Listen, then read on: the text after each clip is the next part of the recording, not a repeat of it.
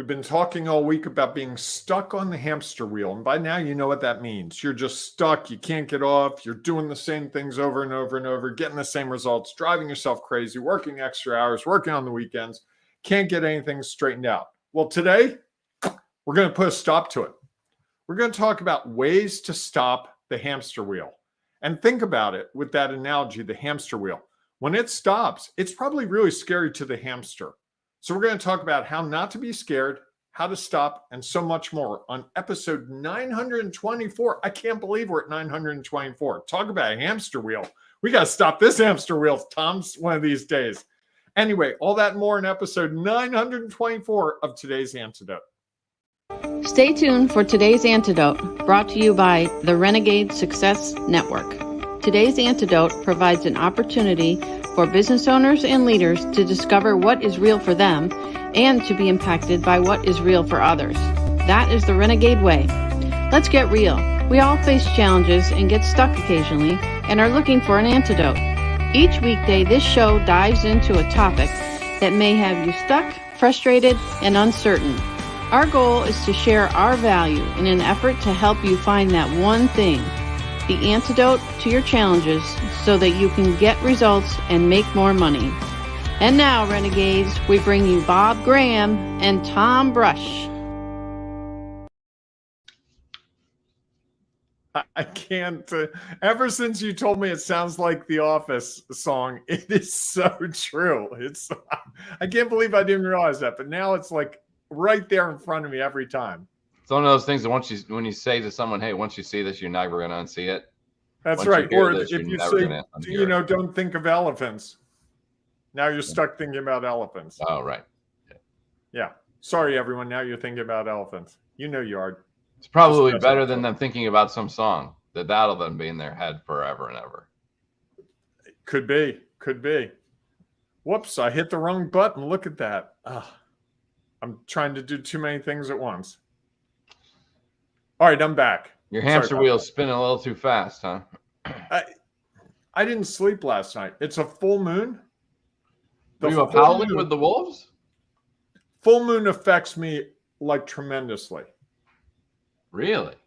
Yes. So you buy into the whole astrological sign and how all those things have I don't buy into it as much as I know for about a day or two before a full moon, during the full moon, and the day or two after, I do not sleep well at all. I was tossing and turning all last night. I was awake most of the night. My cat was wound up. I think he was wound up because I was constantly rolling around, which is not usual. And yeah, so. And anyone who has taught students in a elementary school, middle school, or high school, and probably most parents of younger kids will say, yes, the full moon is a real thing. Fortunate enough to date a special education teacher at an elementary school, and she was telling me the kids were pretty wound up yesterday, the day before, and she was not looking forward to today. Did you explain to her the whole full moon thing, that it's a full moon and that's probably what's causing it? She knows, excuse the pun, full well. I think they have a calendar in the faculty room of the full moons, and they just, Do you think I also know when I worked at a newspaper, the full moon would be when the weirdest stories would come up. The guy the lawyer who microwaved his wife's cat. Yeah, that's a good one. And then there was a police officer who was tired of the dog next door making noise, so he put antifreeze in the dog's outdoor food. Full moon things. Yeah. Good time. Yeah. Good to know. You next time you meet someone who's who works in a hospital, a journalist, a police officer, a firefighter, they'll tell you it's real. Because as a journalist, you don't go out and create stories. I don't tell the guy. All right, I don't tell the guy to microwave his cat. I believe that. Okay. I did create some stories along the way, yes. You created some news, I would imagine. I found information that led to some stories, yes, from time to time. You got through that all right. You were less uncomfortable than I thought you would be sharing that. What? I don't know. I am. Did you do it again? I hit the wrong button. I don't know what I'm doing. Not sure what's happening. Anyway. All right, everyone. Good morning and welcome to today's Antidote, our daily broadcast and podcast. Oh, I almost got through the whole week without you doing that once. I literally tried to get through a whole week and I missed. Was that your goal? By one. You want me to not do it? I really feel like we already know it by now. If you're 5 minutes, 48 seconds into this and you don't know that it's today's Antidote and it's our daily program, blah, blah, blah, you didn't listen to the beginning and you're probably not going to listen to the rest. So my thought at this point would be, if you don't know why you're listening to this, turn it off and go back to the Taylor Swift, Travis Kelce news that's more important than us anyway. God. No, it's not. Okay, more important is the Orioles clinched the AL East pennant, and they'll have home field advantage for as long as they win in the playoffs. Okay, that's a big deal here in Baltimore. Yeah. No wonder that happened. Because it was the full moon. See? Wacky things happen. The unexpected. I walked into that one, literally walked into it, didn't know it was coming. You teed that up pretty well, and I whacked it out of the park. That was the soft curve that came in that didn't quite break. Now all the people that don't know baseball are like, what are these guys doing? So anyway, let's get to this hamster wheel discussion, because we're talking a week about the hamster wheel, and that's just, you're busy doing stuff, you don't have time to think, you're going crazy. I had a hamster wheel day yesterday. I had a fair number of meetings scheduled. I had 2 or 3 things come up in the course of the day. I didn't eat breakfast when I normally do because I took a phone call then. I didn't eat lunch till about 3:30, and I wasn't finished work until about 9. And it was only at about 9:10 when my girlfriend said, the Orioles almost. I'm like, oh, they lost. She's like, no, it's the last out. And I turned it on and literally saw the last out and then made dinner. I never make dinner at 9:30. And it wasn't the best of dinners. It was a, chunky beef stew. You're judging it? Can and some wilted lettuce. Not my best effort. Fair enough. So, how did you get off it? What's that? How did you get off the hamster wheel of your day? I tried to go to bed. And I think part of why I didn't sleep last night was I was still in the mindset of work mode because I didn't get away from it in the evening. I didn't get to play my guitar. I didn't get to go for a walk. I didn't get to watch the Orioles game. All those things that at the end of the day I do for me didn't happen yesterday. And even today, I can feel I'm kind of wound up because there's stuff that I was going to do yesterday that I didn't get done. So now it's got to get done today because I really don't want to work all weekend. And that hamster wheel, and it's not a surprise, I worked a lot of this past weekend on my website, redoing my website. So I'm looking at, we're at about 12 straight days of work for me. And that's not the best, Bob. Just isn't. And so that's talking the third person. I just know him. And so I think we all have these periods where we get onto the hamster wheel. I had a client yesterday who had a problem. It was a big problem, and we had to talk about it a couple of times during the course of the day. I had an opportunity with someone that came up that I needed to take care of right away. It's just the course of business. I could have said, hey, I'm sorry, it's 5:30. I'm done for the day. Except the person I was talking to about the opportunity was in the Mountain Time Zone, and the person that I had to connect with them to was on the West Coast. So when I called at 5:30 my time, 7:30 my time, it was like 4:30 the West Coast person's time. And hey, do you have a minute for me? I know it's late. She's like, no, it's not late at all. It's 4:30. I'm like, oh, okay. So we talked for a half hour, and I'm thinking, my evening's going away. It's just the way it is sometimes. And sometimes there's value to that, correct? Correct. Absolutely. It was it's absolutely okay. worth the investment of my time, no doubt. But And it's exhausting. And it felt all yesterday, all I kept thinking about yesterday was, I got to get some food in me. I really need to eat something. And I didn't eat very well, which doesn't make for a very good night of sleep either. It's not good self-care. And I think one of the ways that I find to stop is I just get exhausted. Like literally, I think the hamster, there's this point, like my legs are not going any further. And I wonder, I've never seen a hamster do it, but I wonder if they just stop spinning, moving their legs, and they just spin around on the hamster wheel because of what, centrifugal force? I almost feel like they have to be thrown off of that sometimes, where like their legs just can't go any faster. And there is no way to make it stop. How do you slow it down? They're tiny little like metal rods. How do you slow that down? Can I tell you something, Tom? All week we've been talking about this hamster wheel. You know what I want to do more than anything else now? Go buy a hamster? Yeah. I do. And I think my cat would love to watch a hamster spinning on the hamster wheel. You'd get the calls from PETA because you put him in one of those plastic containers to let it out, and the cat would.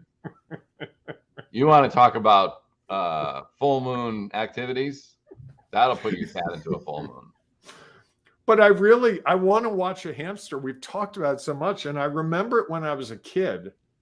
We had one in school, and I remember watching it. But it's been a number of years, and I haven't taken the time. I would have done it yesterday if I'd had the time to go find a video of a hamster spinning on the wheel.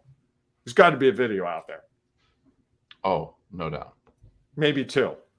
I just wonder how they. I mean, if there's a video of a cat with a chef's hat on, there's got to be hamster wheel video. I'm just saying. Probably correct.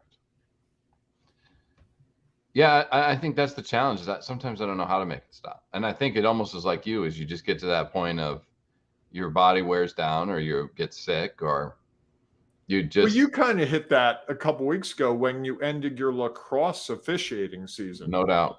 You had a week and a half where you were really subdued. I had probably 3 weeks. Yeah. And it was, I think I expressed to you a couple of times concern for you. Like, you're not being yourself here, and I think that was you getting off that hamster wheel of, I'm doing my work and I'm doing my officiating. And I think it's hard to see in the moment. That's one of the things that I was thinking about this morning. It's like, I knew yesterday was busy. I knew there was a lot going on. I knew I needed to eat all day, but I didn't see it enough to say, you know what? I'm just going to cancel this meeting. In fact, one of the meetings I had yesterday was you and I talked at one point in the afternoon. I was going to go eat lunch at that point. What was that? Like 4:30, 4:45? About 10 to 5, yeah. 10 to 5. After 5, so just after 5. And you had asked if I would, if I had a minute or something. And I'm like, I'm just going to take care of this. It'll be 5 minutes. And it wasn't. Not anyone's fault. And then my next meeting came up. And it's just one of those days. So I think what I would also say is there are times that we could get off the hamster wheel during the day. I could have said to you, Tom, I don't have time for this right now. The opportunity that someone brought to me last night, I could have said, you know what? I've had a long day. Can this wait till tomorrow? And he was, yeah, sure, Bob, with it. What, you okay? Yeah, I'm fine. It's just been a long day. Okay. What time's good for you tomorrow? I think sometimes we're our own worst enemy. Well, of course, because there's some adrenaline rush to that hamster wheel of what could be. What are the possibilities? When you're in that phase, even like, I think we talked about it a while ago. I had a time in the summer when I knew it was our largest tournament, the largest event that we were assigning on that weekend. And I took 3 presentations that I was going to have to prepare for that. Oh, weekend. yeah. Because sounded good. It was an opportunity to do some good work. And I don't know that you put it all together when you took those 3 assignments, because you said to me, it's like, next week's going to be a little chaotic.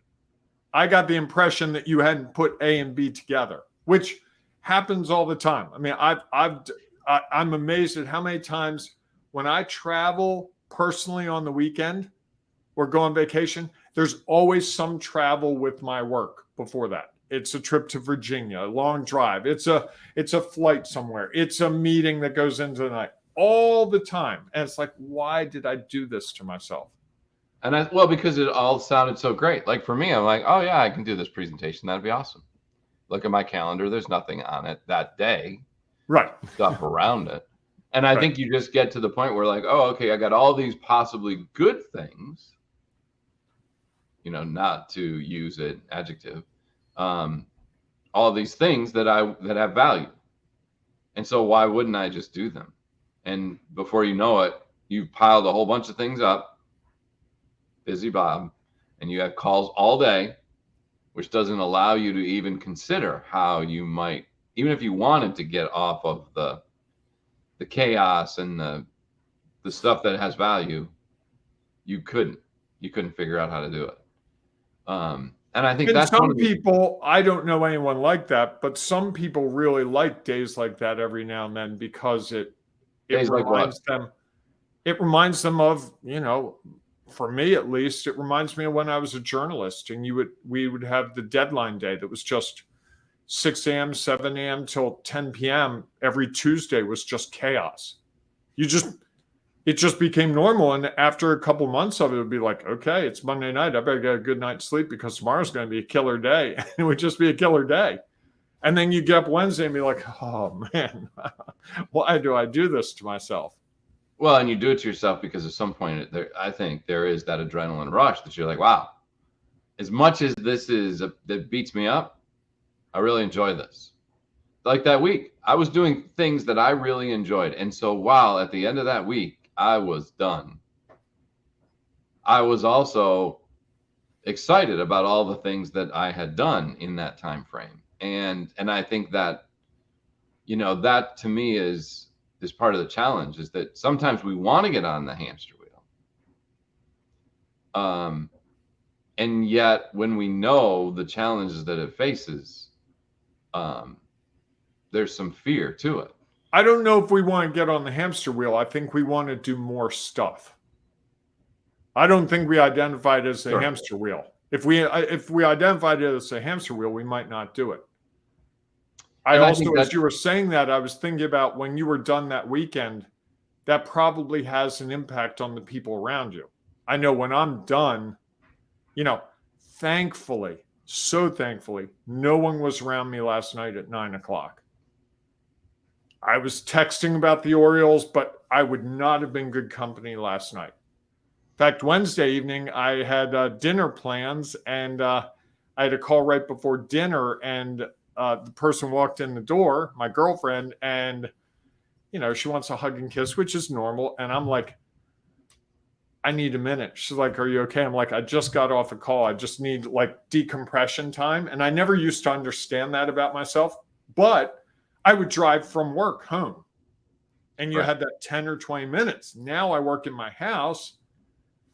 And if my girlfriend comes over for dinner, I might be working up till the time she gets there, and there's not that time. And I think that's one of the things that we saw in COVID.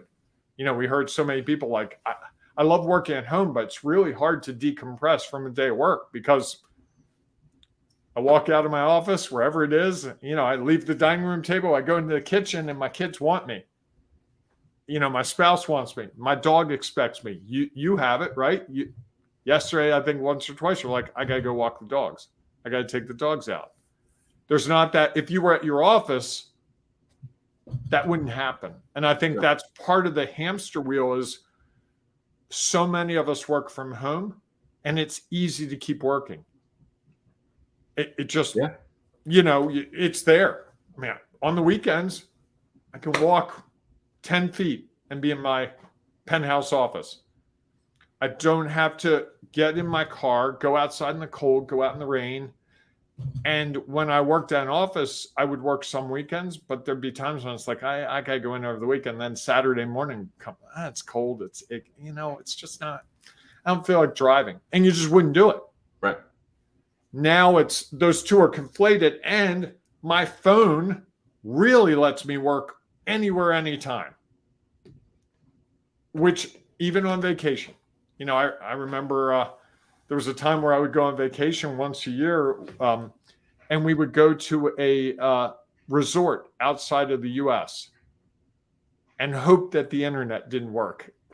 like legitimately, not to and have a rule about you can check your phone once in the morning, once in the evening, because we knew otherwise. And I can remember going on some vacations where it would be like you worked all morning. And it's like, that's not really a vacation to me. If I'm working part of the day, I can't really enjoy the afternoon and evening much. And I think part of it's that hamster wheel of, I got to be there. If I'm not there, this process isn't going to work. I think if I could go back in time and rethink it with what I know now, it'd be like, I should have built a process where I wasn't that essential. I should train someone to do what I did so I didn't have to do what I did every single day. How would you know that? Some of that's the problem we have, right? It's like, well, I'm the only person who can do what I do. Therefore, I have no choice but to be on every call. You know, I coach someone who's like, oh, I got to be on all these calls. I'm like, why? Well, what if something goes wrong? I'm like, if something goes wrong, someone's going to tell you. I'll bet you find out. I said, what if something goes right? He's like, what do you mean? I said, what if someone actually does the call without you and it goes right? Well, I said, is that possible? Yeah, I got some really good people. Have you ever let them lead the call? No, I always lead the call. When I'm on the call, I lead the call. I said, why don't you try one day, just call in and be like, I'm sorry, I can't make the call today, and just see what happens. So he hasn't done that yet. He's still, and I think that's part of this hamster wheel thing, that in your mind, it's like, if he wasn't essential to that process and he didn't need to be on that hamster wheel, his value in his mind to his organization is less. Or worried he could be replaced, right? Correct. Whereas most organizations would say, hey, it's really great that you've got that solved. Now we have a new problem for you to fix. Because rarely do you get to a place when you're managing where all the problems are solved. I've yet to meet the manager who can do that. What's that? There's always another problem that's going to come up. And I think there's going to be something that requires his skill set. Correct. But he knows that. He knows how to run those meetings. He knows the cadence. And so it's a really safe hamster wheel. It's not the hamster going, hey, I've been spinning on this one that's like 3 inches, diameter. Now you're going to give me one that's 4-inch diameter. Whoa. My legs have to do something different. I can't go as fast. Oh, I just went through the rungs. This is not cool to me. And I think that's the image I have as we're thinking now of him. I'm basically encouraging him, hey, let go of this hamster wheel. You might get another one, but it could be a different size. And he's afraid that the different size hamster wheel won't run as well or as fast. So it's almost like sometimes we don't want the hamster wheel to stop. Oh, if you had to ask me if I'm being completely honest with you, I'll take... You love the hamster wheel. 3 of yesterdays a week to today, which is, as it looks, a pretty normal couple of meetings, couple things kind of day. I definitely like being busy. I like getting to the end of the day and being exhausted. I like knowing that I dealt with something that was unexpected. That's a good day to me. And a day like today, where I can get a lot of things done, there are a couple things I put off all week that really should be done. I'll have them done probably by 12:30, 1 o'clock. I won't feel the satisfaction of, yeah, man, everything came at me yesterday, and I managed it. You like a routine day. You like a very simple, hey, I don't have a lot on my plate today. You know me. That is the biggest. The worst. Oh, it is. It is. Just mind-numbingly painful to me. And is that because you think the others aren't ever going to come again? What's that? Is that because you worry that if you have a day like that, then you won't have those other days that you really enjoy?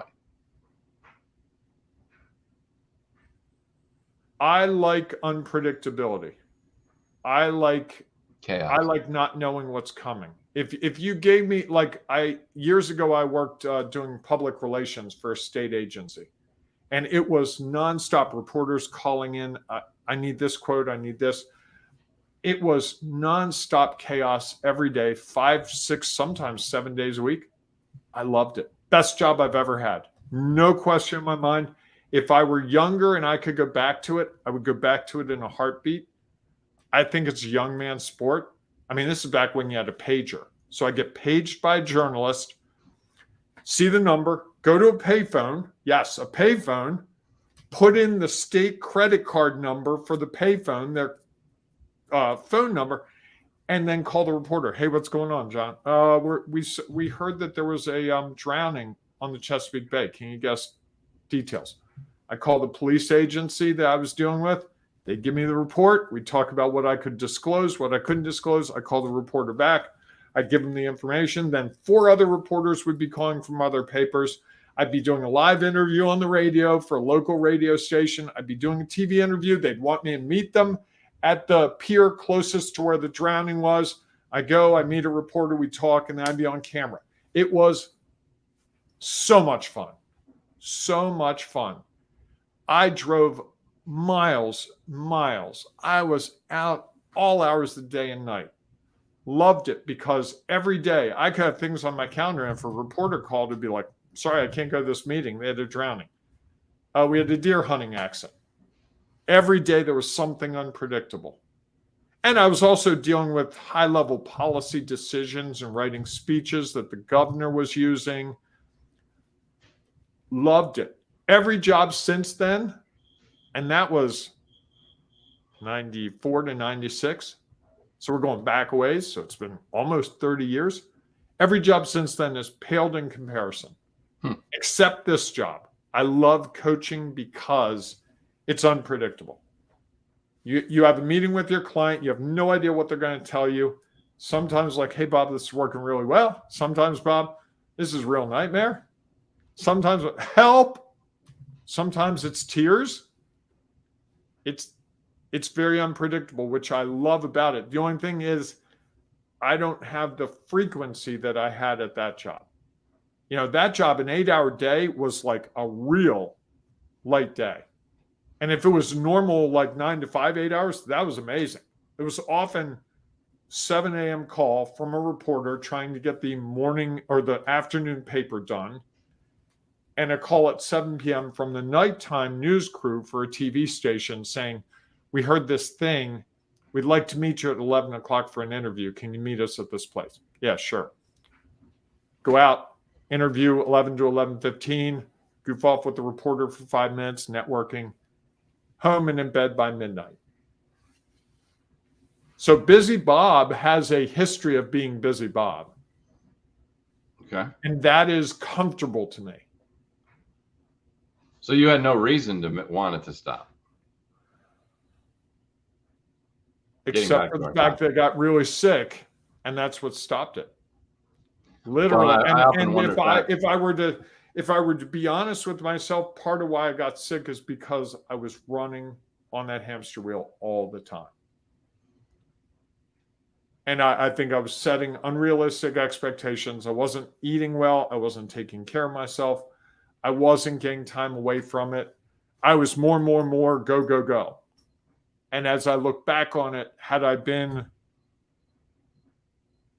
not, I think what I was constantly doing is making it spin faster and faster.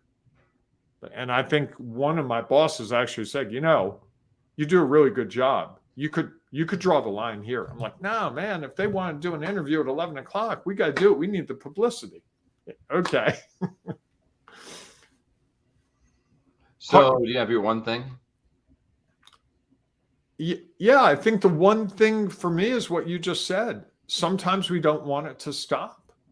So there can be all the ways to make it stop. I can sit there and coach you on how to stop the hamster wheel all day long. But in my mind, if you tell me, Bob, you're going to have 3 appointments every day and they're all going to be predictable, I'm bored.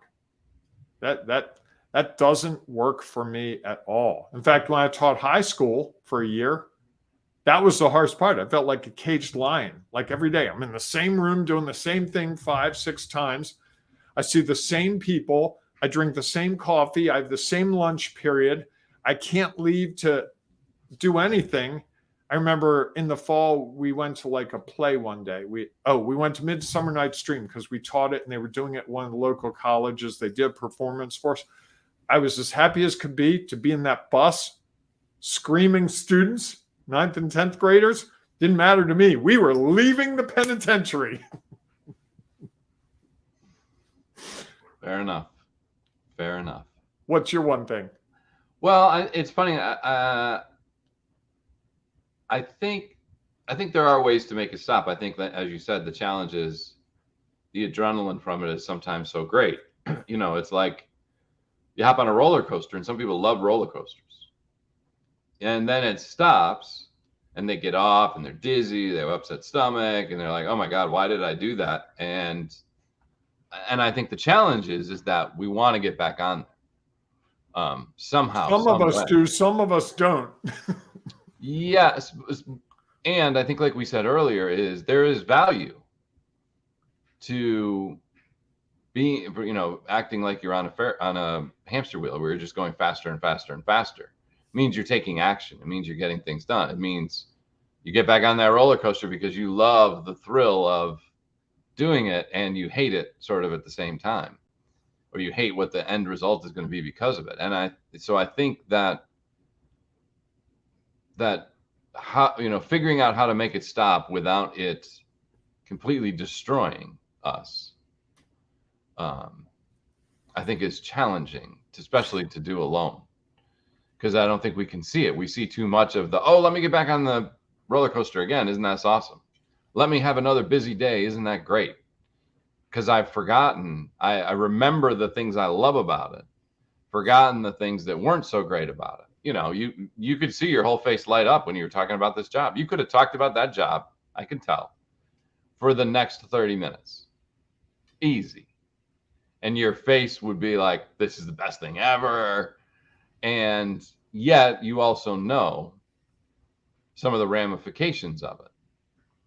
And so, it's almost like, okay, how do I ensure that it stops for a while so that I can recover? And man, I can't wait to get back on it. And unfortunately, what ends up happening, I think, is when we do stop and then we're like, oh yeah, I want to get back on it, which is, how do I want it? For some people, it's how do I do that? Because, other people will ride a roller coaster and be like, I'm never getting on one of those things ever again. And yet they stand on the sideline while their kids go and, you go to a new park with a new coaster and they're like, oh, this was awesome. You got to go. And you're like, nope, that's not for me. And you miss out on opportunities because your experience and your knowledge is it's not going to end well, even though you don't know that for a certain. And so I think that it's great when we can figure out how to make it stop so that we can recover. And yet, how do we keep it from having too much fear where we would never want to do it again, even though we know there's some value in doing it again? Like the thought of, as you think about that, as much as you talk with admiration and how awesome that was, can you imagine doing that now? Would you want to do that now? I would. I absolutely would. If I had a very similar job, if they offered that job to me today again, I'd go do it. Fair enough. I'd do it differently though. Ooh, interesting. I think that's sort of the key is, I want to get back on, but how do I want to ride the roller coaster again. Wheel. Yeah, I would set boundaries. It wouldn't be 24 hours. Right. And like, if you got sick after being on a roller coaster, you'd be like, either I'm going to eat or I'm not going to eat before. Right. So I would do it differently so that the hamster wheel is not as impactful as it was the last time. And I've had almost 30 years to grow and learn other ways to handle it. And that was early in my career where I was really trying to make a name for myself. And that's so much of it. Now, if I were at that job, it would be like, I don't need to prove how great I am. I know how great I am. And if they hire, and I don't mean that in a conceited way it sounds, just I know I have a skill set. And if they brought me back to that job now, I know that they saw my value. Sure. At that point, I didn't see it. And I think that's one of the things we struggle with companies. When You were go trying to a create job, your it's like, value. you have to create that value, as you say. And how do you create that if you're doing what everyone else is doing? They're all working 9 to 5. How do you separate yourself? Right. You work till 6 or later. till 7. Now there's a new guy and he works till 8. You're like, well, now I got to work till 9. He comes in at 6 in the morning. Well, I got to come in at 5:30. And it's a slippery slope. I've talked to a couple of people. It's like, when do you answer emails? Oh, whenever my boss sends them. And one guy was telling me, my boss sends me emails at like 3:30 in the morning. So I check my phone. If I wake up at like 4:30, I check my phone and respond. I'm like, is that part of your job? Well, no, but they just sent me the email. I want to be responsive. I'm like, have you ever had the discussion? So the person had the discussion and the boss was like, I'm doing it at 3:30 because that's when it's convenient for me. Right. I'm expecting you to answer it when you get to work the next morning. I don't want you to wait like 3 days, but you could wait till like 9 a.m. Sure. And even with that, the person couldn't do it. It's hard. Because their boss was 3:30 a.m. sending out emails. And that's the example the boss set. So you're like, oh, I guess if I wanted to be a boss like that, this is what I need Or to if do. I want So to get a need raise show. from that boss, I've got to toe that line. Yeah. It's hard. It is very hard, especially like you said, when you're trying to make a name for yourself. I think you said that. Oh, did I? Okay. Yeah. But early in your career, it's tough. Sure. And even later in your career, when you leave for a new job, and it's like, okay, these people brought me in, they're paying me more than my last job. I got to show my value right away. Well, one thing I can do is be the first one in it. Last one. Have the donuts ready Friday morning. Yes. All right, everyone, thanks so much for being with us today and this week as we discuss the hamster wheel. Hopefully you all will find a way to make it stop today so that you can enjoy this weekend before you hop back on it again on Monday morning. And so if you have any thoughts or ideas that you would like to share or your one thing, please feel free to put it in the comments. If you're listening to the podcast, again, no place to comment. So we would encourage you to come to our Facebook group, Sculpt Your Business. You can share it there and also gain from the value and information that others have shared in that group. So we look forward to seeing you inside of that group. If not, we will see you Monday morning. I got to say one thing, Tom. Monday morning is going to be a big day. You kind of jumped the gun on this fourth quarter. You did it on the Tuesday after Labor Day. So we've been all stressed about the fourth quarter 3 weeks early. Monday, you'll be able to say, hey, folks, we're in the fourth quarter, and here we are. So please come back for that. I know Tom's been chomping at the bit for the last couple of weeks. Like, I really want this fourth quarter to start. I'm anxious for it. Labor Day's done. It's the fourth quarter, but finally it'll be the fourth quarter. Be the fourth quarter. All right. Excellent. So definitely try to get off that hamster wheel for the weekend so that you can be prepared for the hamster wheel that's to come to finish out the year. And of course, if there are things that you need help with, please feel free to reach out to Bob or I. So we look forward to seeing you Monday morning for the first day of the last quarter of the year and our next episode of Today's Antidote. Hey, whatever you do between now and then, and even after that, whatever quarter it is, third, second, first, fourth, fifth, there isn't a fifth quarter, just so you know. Celebrate, embrace the renegading you. Ooh, I like that. Celebrate the renegading you. Let's see. Ooh. Don't you have to embrace it first? Embrace and celebrate. Okay. Is that the new line you're going to use? Maybe. All right. Go out and enjoy your day, everyone. We will see you soon. Hey, that fourth quarter is right around the corner. It's the last workday before the fourth quarter for most of us. How are you going to achieve those things you set out to do this year? Really? You know where you are. You look at that list and go, I didn't get that done. Oh, that's not going to happen. Well, guess what? Tom and I want to help you make that happen. That's our Get Real, Get Results, Make More Money program. You can actually achieve more than you realize. We can help you do it. We help leaders, we help business owners, we help mid-level, upper-level managers figure out the pathway forward to achieve those things that they think they can do, but struggle to figure out how to do.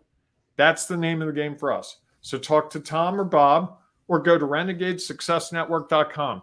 You will thank yourself, and you could have the best quarter of your life.